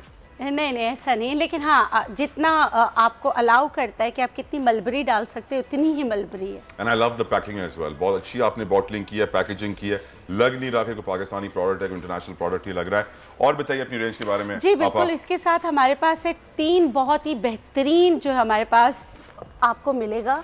जाहिर सी बात है, एक चीज़ है, क्रेज़ है। ऑल्दो कि मैं इस चीज़ को नहीं मानती, अल्लाह ताला ने आपको जो रंग दिया है वो बहुत खूबसूरत होता है, लेकिन उस रंग में अगर दाग धब्बे तो आपको अच्छा नहीं लगता। तो फिर इसके लिए नेचुरलाइज ने ग्लो एंड शाइन क्रीम बनाई है। बजाय मरकरी इस्तेमाल करने के बजाय आप इस तरह की प्रोडक्ट्स यूज़ करें जिससे आपकी स्किन थिन हो जाए, तो आप नेचुरलाइज की ग्लो एंड शाइन यूज़ कर सकते हैं। उसके अलावा हमारे पास है रेटिनॉल एंड बोटॉक्स क्रीम, जो आपकी इस एज साइन को रोकने में आपकी मदद करता है। और फिर हमारे पास विटामिन सी क्रीम भी है, और तो वो भी जो है आपके कलर को अच्छा करने में, आपके एज साइन को रोकने में आपकी मदद करता है। उसके अलावा हमारे पास अगर देखा जाए कि वो अपना उस पर अगर हम आ जाएं कि मोटापे की कितनी प्रोडक्ट्स है, ओबेसिटी की, तो हमारे पास रीशेप योर बॉडी है। क्योंकि मैं नेचुरोपैथ हूँ तो होम्योपैथिक और हर्बल को मिला के हमने रीशेप योर बॉडी बनाई है। ये नेचुरोट्रिम है, इसमें गम्बोचिया है। ये सबके फॉर्मूले अलग है। ये आपके फैट सेल्स को ब्रेक करके आपके मोटापे को ख़त्म करने में आपकी मदद करता है। आपकी जो है लीवर को जिंदगी देने में आपकी मदद करता है। इसमें ग्रीन टी एक्सट्रैक्ट भी है। अच्छा, ये reshape your body food supplement. जी। और इसमें मुझे नजर आ रहा है आपने बहुत सारे एप्पल्स और फ्रूट्स बनाए हुए हैं। So tell me about this product, आप इसका जिक्र कर रही थी, लेकिन इसमें सारे फ्रूट्स हैं जो बने हुए हैं? नहीं, इसमें मैं आपको बताती हूँ, इसमें असल में ये इंग्रेडिएंट्स है। ओके। ये वही विटामिन्स आपको प्रोवाइड करते हैं जो आपको फ्रूट से मिलते हैं। कौन कौन से आप बताइएगा? इसमें कलौंजी है, सौंफ है, इसमें फ्यूकस है, क्योंकि ये कॉम्बो है होम्योपैथिक एंड हर्बल का। इसमें फाइटोलक्का है, इसमें फ्यूकस है, इसमें मेथी दाना है, सफेद जीरा है। ये 1 चम्मच जो है सुबह दही में मिला के खा लें, पानी में मिला के दिन में 2 बार लेना है। और ये अगर हार्मोनल इम्बैलेंस है तो उसको भी सही करने में आपकी मदद करता है। ख़वातीन के लिए बहुत बेहतरीन प्रोडक्ट है, और सब बेली फैट नहीं जाता हो तो आप इसका इस्तेमाल कर सकते हैं। लेकिन नेचुरलाइज ये दावा नहीं करता कि आप ये इस्तेमाल करें आपका 50 किलो 20 किलो वेट गिर जाएगा, हरगिज़ नहीं। आपको डाइट करना है, आपको एक्सरसाइज करना है। 1050 का, कोई 1050 रुपए का। और कितना वक्त चलेगा ये? 20 दिन से ज़्यादा। 20 दिन से ज़्यादा। तो यकीनन प्रोड्यूसर साहब, आपका जो खदशा है वो दूर हो गया है। और 2 चीज़ें तो मैंने आपके लिए रखी हैं, और नहीं रख सकता। मुफ्तानियों में जान जाए मुफ्ता ना जाए, वो बात पुरानी होगी। अच्छा, इसके अलावा नेचुरलाइज ने बीबी क्रीम्स बनाई हैं, 3 शेड में बनाई है आपकी स्किन को देखते हुए। जो हमारे नेचुरलाइज की जो बीबी क्रीम है, इसकी 3 चीज़ें हैं। एक तो ये वाटर प्रूफ है, इसमें सन ब्लॉक है और वेलवेट टच है। और ये देखिए, मैं इसको लगाकर अगर बताऊं आपको, ये जज्ब हो जाता है इजीली। और ये क्योंकि इसमें SPF 30 है तो आप बच्चों को भी आराम से लगा सकते हैं, और जो स्कूल गोइंग्स है उनको भी लगा सकते हैं। अच्छा, सन ब्लॉक की जब हम बात करते हैं तो नेचुरलाइज में 2 सन ब्लॉक हैं।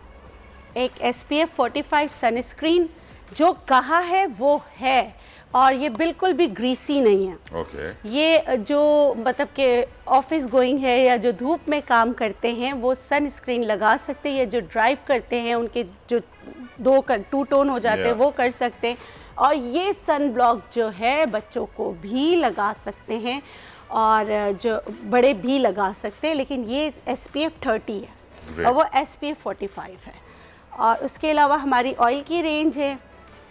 नेचुरलाइज में जिंजर एसेंशियल ऑयल के साथ हमने आप कीमत भी साथ साथ बताती रहें। ये 1200 का है, नहीं ये 1200 का है। 1200 आंवला ऑयल भी 1200 का। आपने जब भी आंवला ऑयल किसी का भी देखा होगा तो वो ग्रीन कलर का देखा होगा, मगर नेचुरलाइज का आंवला ऑयल ग्रीन कलर का नहीं है। इसमें बिल्कुल प्योर जिंजर की आपको खुशबू आएगी, क्योंकि प्योर एसेंशियल ऑयल है इसमें जिंजर का। उसको हमने इन्फ्यूज्ड किया है जोजोबा ऑयल में, और दूसरे बहुत सारे सी बुकथॉर्न ऑयल भी थोड़ा सा हमने इसमें डाला है। इसको आपने कवर करना, कैप निकालना पड़ेगा। अच्छा, ये जो हमारा आंवला ऑयल है, आपने हमेशा आंवला को ग्रीन कलर में देखा होगा, मगर हम कलर नहीं डालते। हमारे किसी भी प्रोडक्ट्स में कलर्स नहीं होते, तो इस वजह से ये इन्फ्यूजन वाला है तो इसका ये रंग है। लेकिन ये बिल्कुल वही पुराने तरीक़े से ही पकता है जैसे दूसरे ऑयल्स बनते हैं। इसी मतलब कि इसमें आंवला, सिकाकाई, बाल झड़ और हंसराज, बहुत सारी जड़ी बूटियाँ हैं जो इसमें cold press, hot press, cold press से निकला हुआ कोल्ड प्रेस है, और जो क्योंकि प्योर एसेंशियल ऑयल जो है वो स्टीम डिस्टिलेशन से निकलते हैं, और उसके बाद इसको इन्फ्यूज़ड किया जाता है। और हम जो भी ऑयल वगैरह इस्तेमाल करते हैं सारे हम कोल्ड प्रेस करते हैं, क्योंकि इसका बायो प्रोडक्ट भी बनाते हैं। जो हमारा हस्क बचता है उसको फिर हम स्क्रब वगैरह में इस्तेमाल करते हैं। इस तरह हम आवाम के साथ भी धोखा नहीं करते, और हमें इसका इनाम ये मिलता है कि वो हम अपने उपटन वगैरह में यूज़ करते हैं। जैसे हमारे बादाम के ऑयल होते हैं, बादाम का जब ऑयल निकल जाता है तो उसका हस्क जो है वो फिर हम दूसरी चीज़ों में इस्तेमाल करते हैं। हमारे पास फेशियल की रेंज भी है, हमारे पास ऑयल की रेंज भी है, आप जो मंगवाना चाहे वो है। हमारे पास एलोवेरा कंडीशनर है, हमारे पास कलर प्रोटेक्शन क्या है? आजकल तो हर कोई कलर लगाता है सिवाय मेरे। Colour protection colour protection shampoo का मतलब ये है कि जो लोग फैशन डाई करते हैं उनका डाई बहुत जल्दी निकल जाता है, तो आपके कलर को प्रोटेक्ट करेगा। और कलर के जो आपके नुकसानात होते हैं आपके बालों में, आपके बाल जो है ना फट जाते, बम फटे हो जाते, वो नहीं होगा अगर आप नेचुरलाइज का कलर प्रोटेक्शन शैम्पू यूज़ करेंगे तो। उसके अलावा हमारे पास जिंजर ऑयल है, जिनको बहुत ज़्यादा खुश्की होती है वो जिंजर ऑयल इस्तेमाल कर सकते हैं। और हमारा आंवला ऑयल, जो आंवला कंडीशनिंग शैम्पू जो है वो उनके लिए जो बालों को लंबा घना सया करना चाहते हैं, इसमें भी आंवला का एक्सट्रैक्ट हमने डाला हुआ है, आप लोग इसका इस्तेमाल कर सकते हैं। कब्ज वाली दवाई जी, बालों की गिरने वाली, वो हमारे प्रोड्यूसर साहब ने रख ली है। और जो बालों के कलर को बचाना है ना, ये हमारी को एंकर है वर्दा, उनके बालों को बार बार कलर लगाना पड़ता है, तो हमने सोचा है उनके लिए रख लेते हाँ, हैं। हाँ, श्योर। माशाल्लाह आपने बहुत बड़ी रेंज प्रोडक्ट्स ही निकाल दी है, मार्केट में अवेलेबल हैं। आपकी वेबसाइट का लिंक भी चल रहा था कि जो लोग ऑर्डर करना चाहें आपकी वेबसाइट से कर सकते हैं। लेकिन you being an expert, you being a doctor, you being आप लोगों को बताती थी कि अपनी स्किन के प्रॉब्लम्स कैसे हल करें, मुख्तलिफ उनको तरीके बताती थी। क्यों ज़रूरत पड़ी आपको ये बनाने की? अच्छा, ये इसलिए ज़रूरत पड़ी कि एक तो मुझे बीइंग अ पाकिस्तानी, हम जब भी मेरे पास पेशेंट्स आते हो कहते मैं फ़लाँ की प्रोडक्ट लेकर आई हूँ मगर मेरी स्किन पे काम नहीं करी, मैंने इतने पाउंड की लिए मगर काम नहीं करा। वो वजह है कि उनकी रिसर्च उस मुल्क के हिसाब से, उस स्किन के हिसाब से। अच्छा, और जब मैं उनको ट्रीट करती थी नेचुरोपैथी में, होम्योपैथिक, हर्बल, तो वो क्या करते थे, जाके बाहर से ओवर द काउंटर कोई चीज़ ले लेते थे जिसमें मरकरी होती थी, तो उनकी स्किन थिन हो जाती थी, तो हमारा इलाज जो है वो रुक जाता था, कहीं ना कहीं कॉन्फ्लिक्ट होता था। तो फिर इसलिए हमने कहा कि हम खुद ही क्यों ना, क्योंकि जब मैंने एक क्रीम बनाई वो बहुत ज़्यादा हिट हुई और अल्हम्दुलिल्लाह उसमें मैंने एप्रिकॉट ऑयल के साथ बनाई। वो बहुत अच्छा पहली लगा। क्रीम? जी, अपनी पहली क्रीम की दास्तान सुनाइए आप। तो वो बहुत अच्छा लगा लोगों को। और जैसे मेरे एक्सपेक्टेशंस थी कि 3 महीने में ख़त्म हो जाएगी, तो वो 15 दिन में चली गई, क्योंकि आपको पता है यहाँ पे अगर एक को फ़ायदा होता है वो 10 को बताती है। Word of mouth. हाँ, बिल्कुल। तो वो मेरे बड़ी काम आई, लोगों ने मुझे बहुत इज्जत दी, लोगों ने मुझे बहुत प्यार दिया, और लोगों के प्यार की वजह से ही आहिस्ता आहिस्ता नेचुरलाइज फैमिली बड़ी होती चली गई। राइट आपा, आजकल जो है ना आपके मान में सोशल मीडिया जो है ना उसने मीडिया को पीछे छोड़ दिया है, और जो सोशल मीडिया पर होता है वही मीडिया पर होता है। सोशल मीडिया पर आजकल एक बच्चों की वीडियो वायरल हुई जिसमें 2 बच्चे बैठे हुए हैं और कह रहे हैं कि वो स्कूल नहीं जा सके हैं क्योंकि उनके डैड ने, उनके अब्बा ने फ़ीस नहीं भरी है। इसके बाद दूसरी वीडियो भी आई। हमारे साथ मौजूद हैं पेरेंट्स एसोसिएशन से हमूद जाफरी साहब। जाफरी साहब, thank you so very much. Sir, ये हमारी सोसाइटी की एक बिटर रियलिटी है, कड़वा सच है कि हमारी सोसाइटी में एजुकेशन इस कदर महंगी हो गई है कि हम वालिदैन का तो कचूमर निकल चुका है, कीमा बन चुका है। शायद मैं भी अपने स्कूल का इस वक्त कर्जा हूँ और मैंने भी अपने बच्चों की काफ़ी सारी फीस नहीं भरी और कोशिश कर रहे हैं। अल्लाह का शुक्र है कि हमारा स्कूल बड़ा अच्छा है और प्रिंसिपल बड़ी अच्छी है, वो तंग नहीं करती। लेकिन मैटर ऑफ द फैक्ट और हकीकत और सच्चाई यही है कि बहुत सारे ऐसे पेरेंट्स हैं जो स्कूल के कर्जों तले दबे हुए हैं। सर जाफरी साहब, बिल्कुल सही फरमाया तला आपने, और ये कोई नई बात नहीं है, बल्कि जब से जो पब्लिक स्कूलों का हाल बुरा हुआ और पेरेंट्स मजबूर हैं अपने बच्चों को प्राइवेट स्कूल में पढ़ाने के लिए, तब से ये हाल जारी है। और ये जो जेबों पे डाका है पेरेंट्स के, ये तब से जारी है। और मुख्तलिफ हीलो बहानों से स्कूल्स जो हैं वो कभी किसी बहाने से पैसे मांगते हैं, कभी सिर्फ फीस का मसला नहीं है। फीस का मसला तो सुप्रीम कोर्ट ने सेटल कर दिया है, लेकिन अब मसला ये है कि मेरे पास वाउचर पड़ा हुआ, उसमें 3,500 रुपये की किताबें हैं, 2,000-2,500 रुपये का लैब चार्जेस, और पता नहीं उसके अलावा क्या क्या है, जो असल फीस के बराबर उससे भी ज़्यादा फीस वो एक्स्ट्रा मुझसे मांग रहे हैं।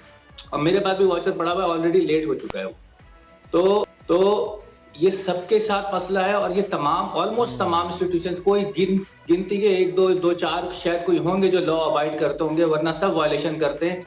और ये काम जो है, चूंकि मैं कराची से बात कर रहा हूँ और बाकी तमाम सूबे में भी जो रेगुलेटर्स हैं, चूंकि सूबाई मैटर है, ये सब्जेक्ट मैटर है, प्रोविंशियल सब्जेक्ट मैटर है, तो हर सूबे के रेगुलेटर पता नहीं सो रहे हैं और उनकी हुकूमतें इस हवाले से क्या कर रही हैं। सरदार अली शाह साहब सिंध में, वो उन्होंने काम अच्छा किया है, लेकिन इम्प्लीमेंटेशन नज़र नहीं आ रही है, और स्कूल के हाथ बिल्कुल खुले हैं, वो जिस तरह से चाहते हैं बिहेव करते हैं पेरेंट्स से। और अभी कल आप सिंध में आपने देखा होगा एक बाकायदा जाली लेटर इशू हो गया डायरेक्टरेट की तरफ से, और डायरेक्टर ने डीजी ने प्रेस कॉन्फ्रेंस करके बताया कि जी ये लेटर मैंने इशू ही नहीं किया। सरदार शाह साहब की कारकर्दगी पर यकीनन बहुत सारे सवालिया निशान है। अल्लाह करे कि वो अपनी परफॉर्मेंस बेहतर करें, क्योंकि सिंध में स्कूल का हाल, कराची में स्कूल का हाल हम सब जानते हैं। बिल्किस आपा, स्कूलों का हाल देखते हुए मेरी आपसे गुजारिश है, कोई सस्ता सा अच्छा सा स्कूल भी बना दे। अल्लाह करे इंशाल्लाह। What do you think is the reason behind this? क्यों हम अपना स्कूल नहीं कर पाते? क्वालिटी एजुकेशन पाकिस्तानियों को नहीं मिलती? देखिए, अगर क्वालिटी एजुकेशन मिलती तो पाकिस्तानी कहाँ होते?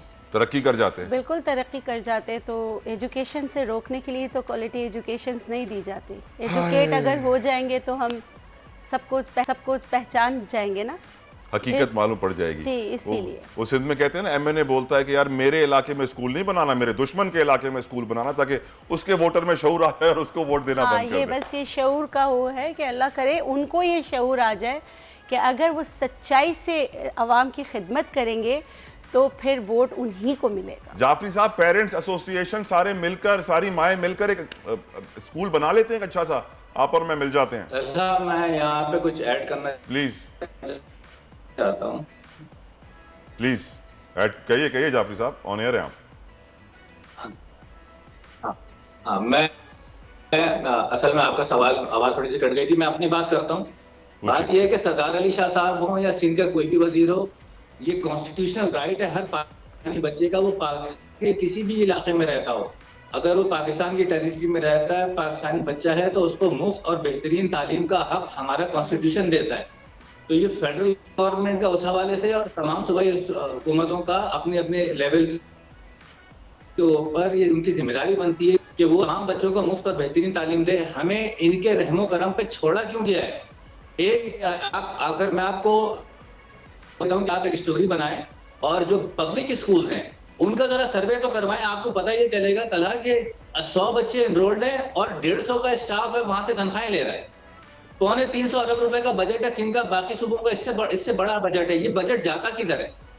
ये अगर सही जगह पे लग जाए तो हमारे तमाम मसले हल हो जाए, तालीम का मयार भी बेहतर होगा, पेरेंट्स को भी आसानी होगी। जाफरी साहब, सिंध में जितने गोस्ट टीचर्स हैं ना, वो अपनी नौकरी पे आना शुरू हो जाएं तो स्कूलों का हाल बदल जाए। जिस तरह सरकारी अस्पतालों की छतों पर इंसानों की लाशें सड़ रही हैं, उसी तरह स्कूल के अंदर जो है वो तलबा बेचारे जाते हैं, ना कुर्सी, ना टेबल, ना पंखा, ना कुछ, कोई सिस्टम नहीं होता है। पैसे टाइम पे जा रहे होते हैं, टीचर्स के भी, फर्नीचर के भी, सिलेबस। बहुत अफसोस की सूरत हाल है कि हमारे मुल्क के हुक्मरान तालीम के साथ जो खिलवाड़ कर रहे हैं, अगर इसी तरह तालीम के साथ खिलवाड़ चलता रहा तो हम ये जानते हैं कि इंडिया में 350-400 PhD साल के निकलते हैं, हमारे यहाँ 25-30 निकल जाएं तो बड़ी बात होती है।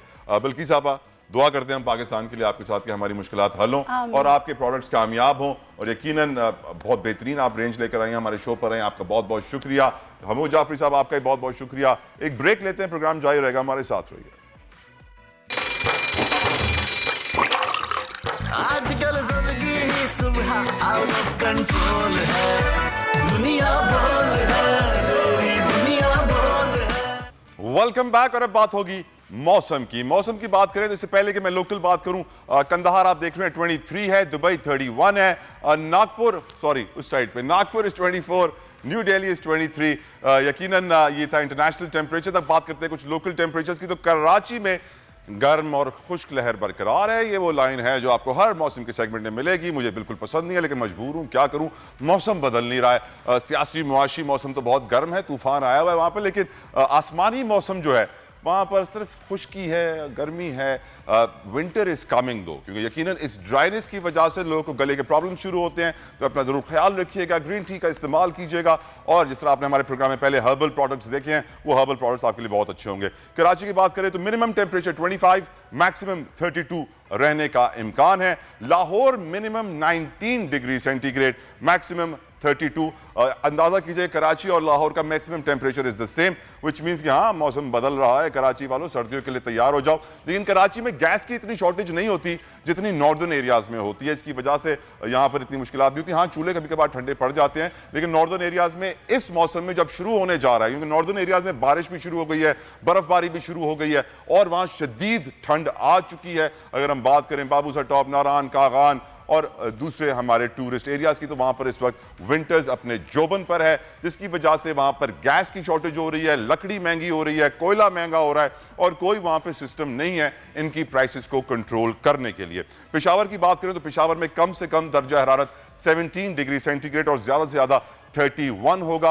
अगेन 17, इससे आप अंदाजा लगा सकते हैं कि वहां कितनी ठंड आ चुकी है। रात को जब 17 होता होगा तो फिर हीटर ऑन करने पड़ते होंगे, हीटर ऑन करने पड़ते हैं तो फिर गैस का बिल उतना आता है जितना कराची में बिजली का बिल आता है। इस्लामाबाद की बात करें तो मिनिमम 16 और मैक्सिमम 29 डिग्री सेंटीग्रेड रहने का इम्कान है। क्वेटा में बड़ी ठंड है, वहां पर जी मिनिमम 8 डिग्री सेंटीग्रेड है, जबकि ज्यादा से ज्यादा 26 डिग्री सेंटीग्रेड रहने का इम्कान है टेम्परेचर, जिसकी वजह से आप जानते हैं कोयटा में जैसी सर्दियां आती हैं तो बाकी मुल्क के हिस्सों में गर्मियों की छुट्टियां जून जुलाई में होती हैं, कोयटा वाली साइड पे उनको दिसंबर जनवरी की छुट्टियां दी जाती हैं, ताकि 2-3 महीने जो मैक्सिमम ठंड होती है, क्योंकि वहाँ पानी की लाइनें जम जाती हैं, बड़ी मुश्किलात हो जाती हैं लोगों के लिए। इसलिए जो गर्मियों की छुट्टियां आप पूरे मुल्क में देखते हैं जून जुलाई में होती हैं, कोयटा की साइड पर वो दिसंबर जनवरी में होती है। तो मौसम बदल रहा है, ये थी मौसम की सूरत हाल।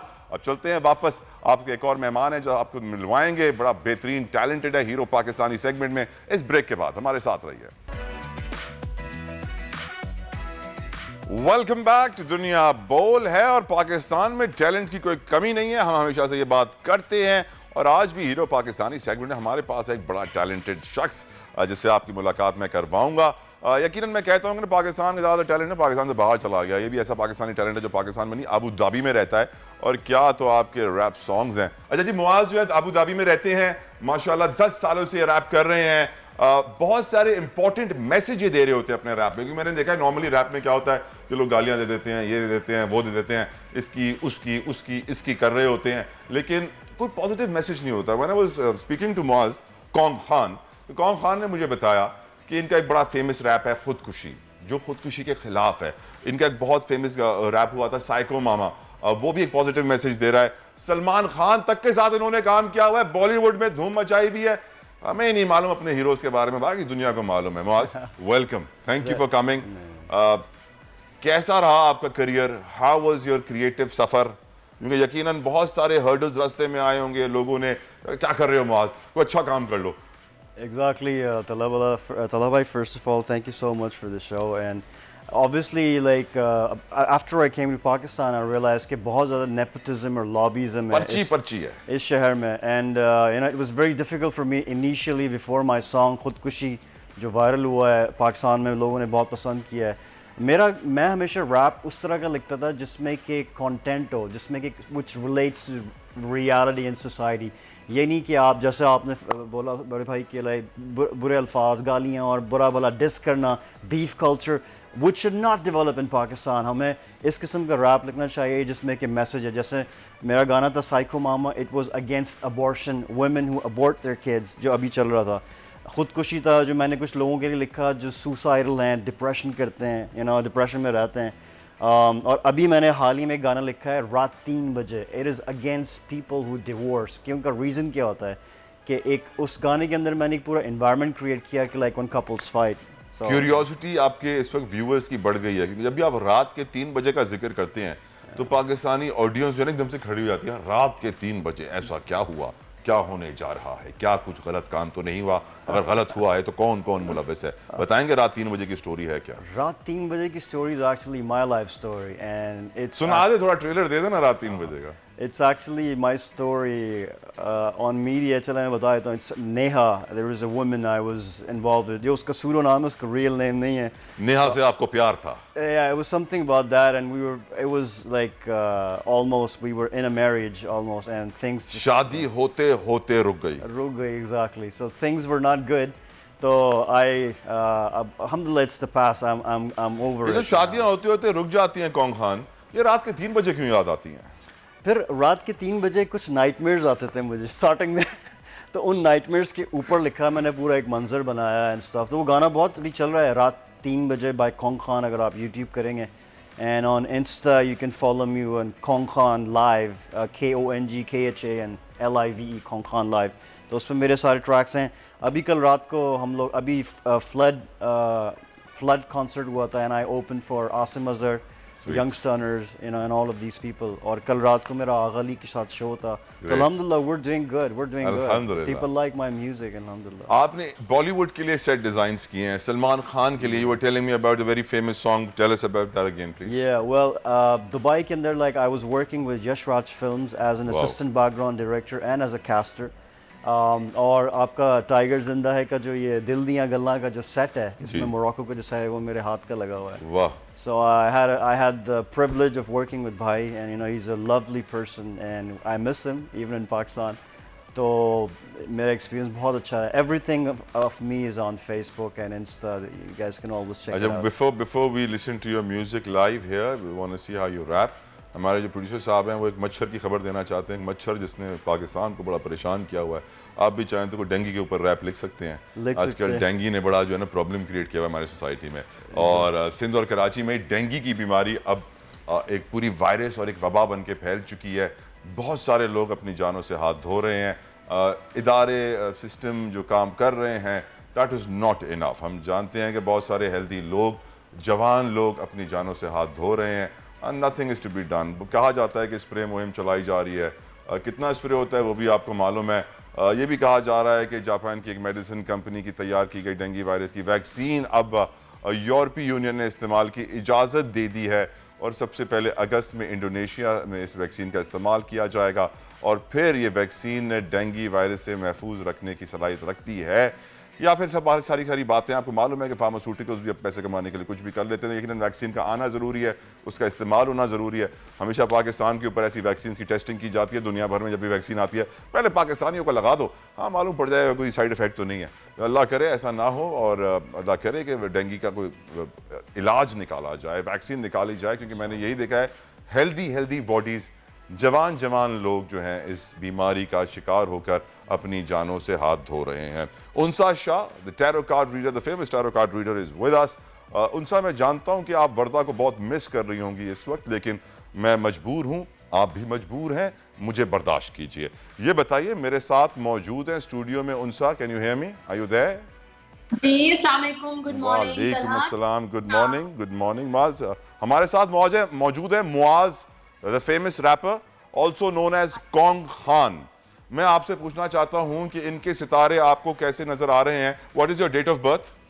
My date of birth is 8th of July 1997. 8th of July 1997? 97 bro. मैं 77 बोलने वाला था, परेशान। 1997। कहाँ, क्या आपको लगता है इनका रैपिंग करियर कहाँ जा रहा है?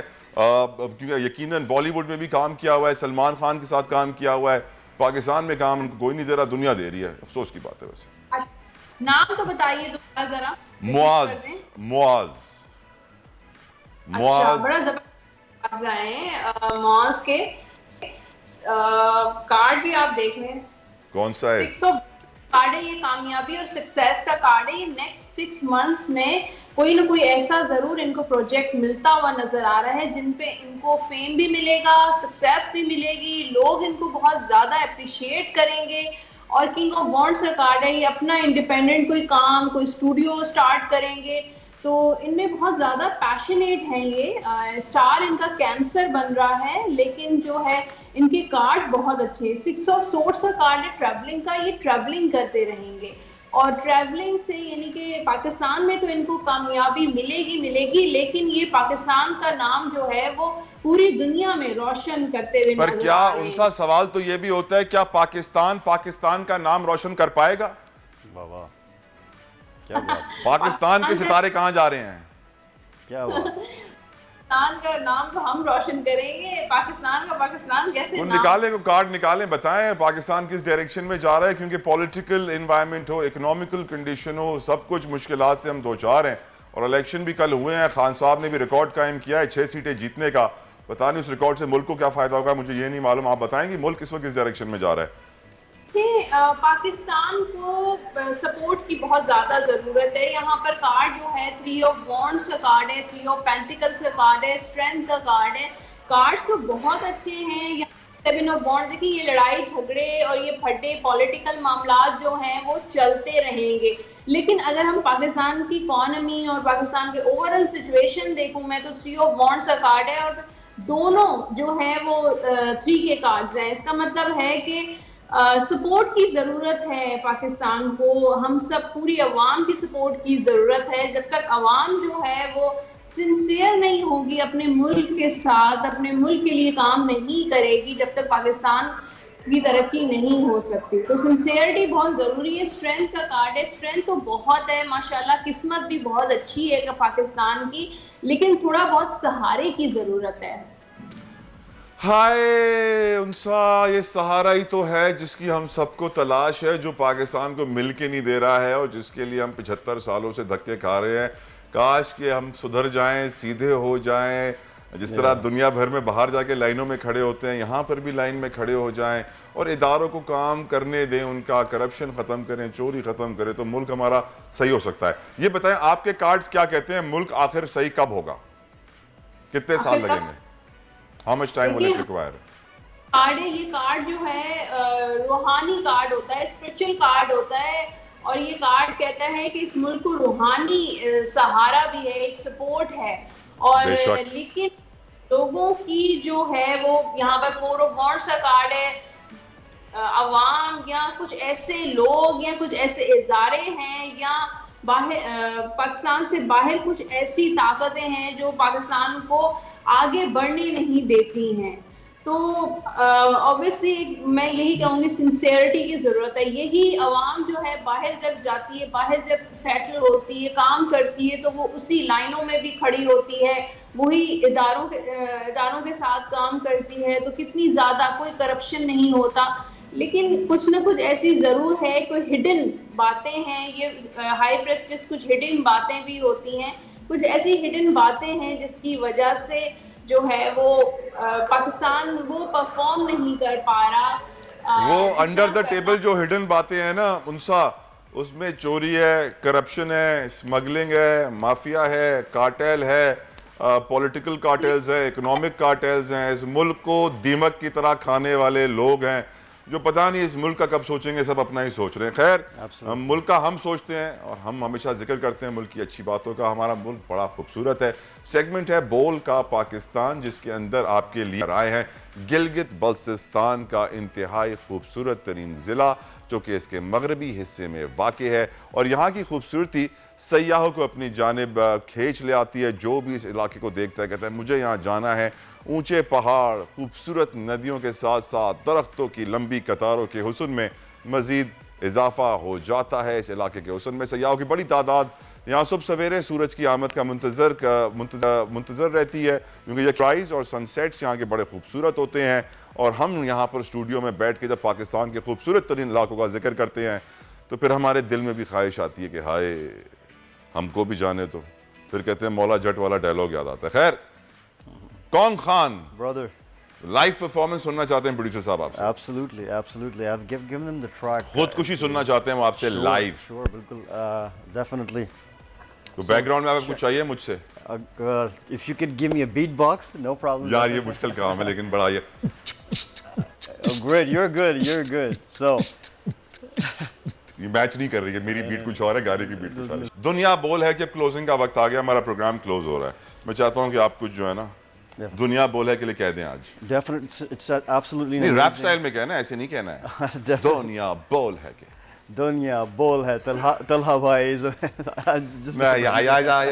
अगली बार प्लान करके आएंगे, हमारे लिए रैप लिख कर आएंगे। Definitely, it's a promise. So thank you so very much Muaz Kong Khan for coming on our show, joining us. We loved your rap. अल्लाह करे आपको कामयाबी मिले, और जिस तरह उनसा ने बोला कि आपकी लाइफ में ट्रैवल है, सक्सेस है, बड़ी बड़ी डील्स होने वाली हैं। All the best to you. Thank you Unsa for joining us, and thank you all of you who are watching right now at your homes on digital platforms. यकीनन उम्मीद करता हूँ आपको हमारा शो पसंद आएगा। अपना फीडबैक जरूर दीजिएगा, अपना बहुत ख्याल रखिएगा। कल आपसे मुलाकात होगी। Until then, अल्लाह। आजकल जिंदगी ही सुबह आउट ऑफ कंट्रोल है, दुनिया बोल है, तेरी दुनिया बोल है। सबसे बड़ी कवरेज, सबसे बड़े पैनलिस्ट, जब तक ये रेजिम चेंज रिवर्स नहीं होगा लोग इसी पैटर्न पर चलते रहेंगे। सबसे ज्यादा रिपोर्टर्स, इलेक्शन कमीशन की जानिब से कोई इंतजाम इतने अच्छे तरीके से नहीं किए गए। बोल की रिवायत, सबसे पहला नतीजा। तहरीक इंसाफ के उम्मीदवार इमरान खान साहब यहां से भी आगे हैं।